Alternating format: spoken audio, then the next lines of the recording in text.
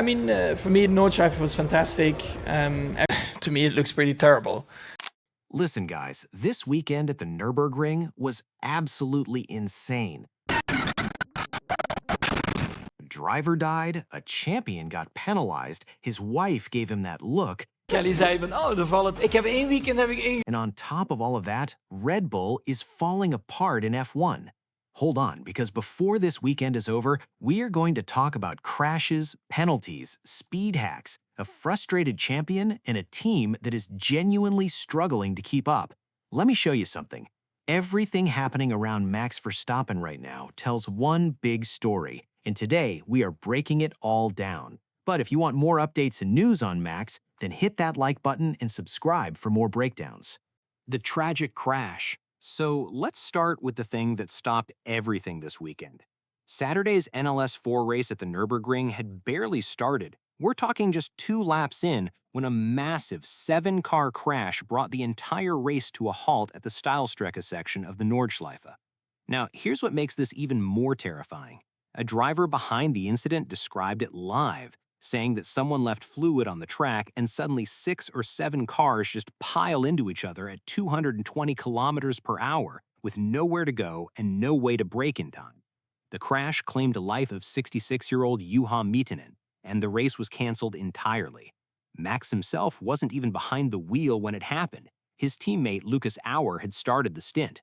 But when the news broke, Max posted on Instagram saying he was completely shocked, calling it a painful reminder of just how dangerous motorsport really is. The speed hack. Now, moving from that tragedy into something that has actually been turning heads all weekend, because even before the crash happened, people were already talking about Max doing something at the circuit that nobody else is doing.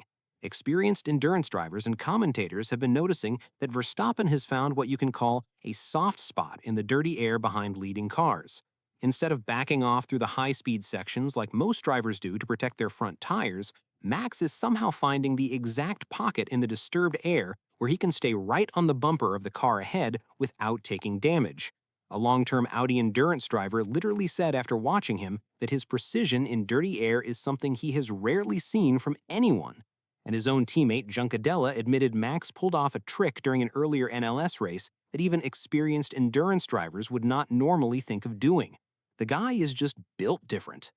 The penalty drama. So now add this on top of everything, because Max and his team did not even get to start from a clean position this weekend. In qualifying, teammate Lucas Auer spotted a gap next to a Porsche Cayman, went for it, misjudged it, and made contact.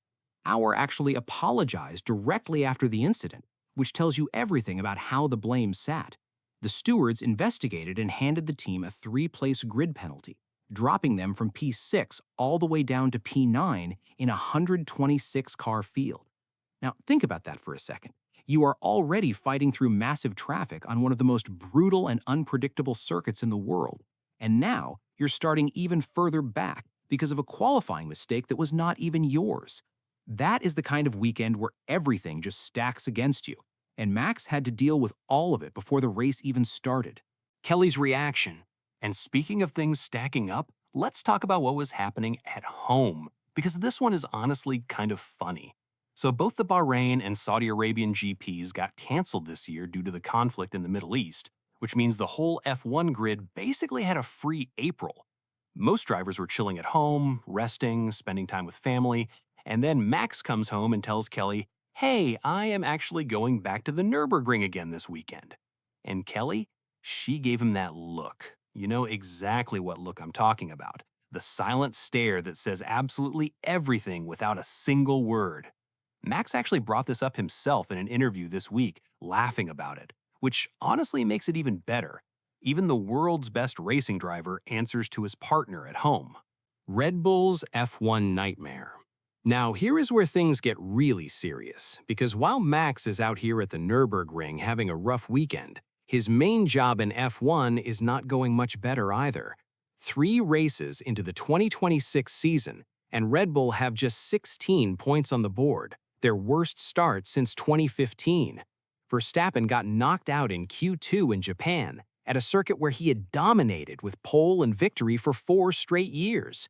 He finished P8 and could not even get past an Alpine.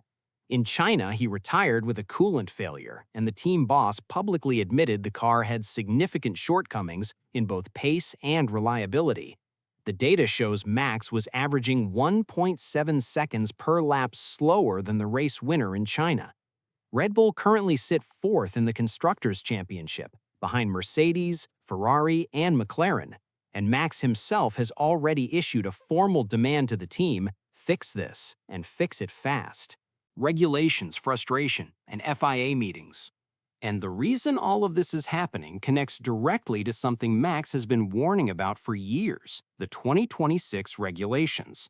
Back in 2023, Verstappen sat in an interview and basically predicted everything that is going wrong right now. He said the new rules would turn F1 into an engine war, that cars would have less drag, making overtaking harder, and that it would push the sport in completely the wrong direction. Nobody really listened then. Now, everyone is listening. He has called the new cars anti-racing. He compared the racing to playing Mario Kart. He has been in crunch meetings with the FIA and F1 pushing hard for changes, and he is not alone. Multiple drivers on the grid are frustrated, but nobody has been as loud and as direct about it as Max. And the frustration is clearly real. This is not just a driver complaining because his car is slow. This is a man who genuinely feels the sport he loves is heading somewhere it should not be going. And honestly, looking at the 2026 season so far, it is really hard to disagree with him. What happens next? So let's bring it all together, because when you look at this whole weekend as one picture, it is actually pretty heavy.